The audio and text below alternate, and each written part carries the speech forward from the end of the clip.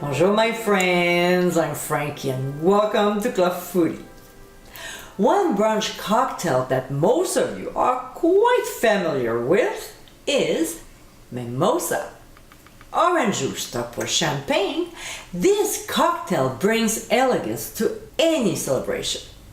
Although I enjoy champagne, I'm a vodka kind of girl.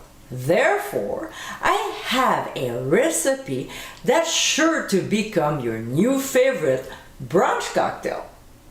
In today's episode, I'll show you how to make my Vodka Yummmosa.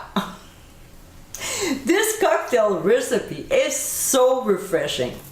Instead of using champagne, vodka is the star of the show, along with two other fabulous liqueurs. This is the perfect drink to enjoy during the holidays or any other occasion. So my friends, let's get mixing.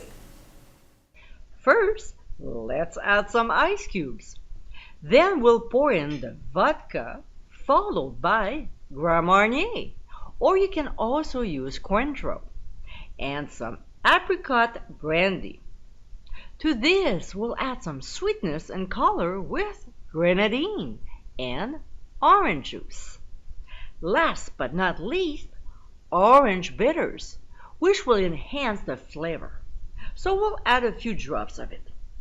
We'll place a stainless steel cup on top and shake the mixture for 20 to 30 seconds. We'll place on the strainer and pour the cocktail into a champagne glass or a flute. And my friends, this is our Vodka Yummmosa.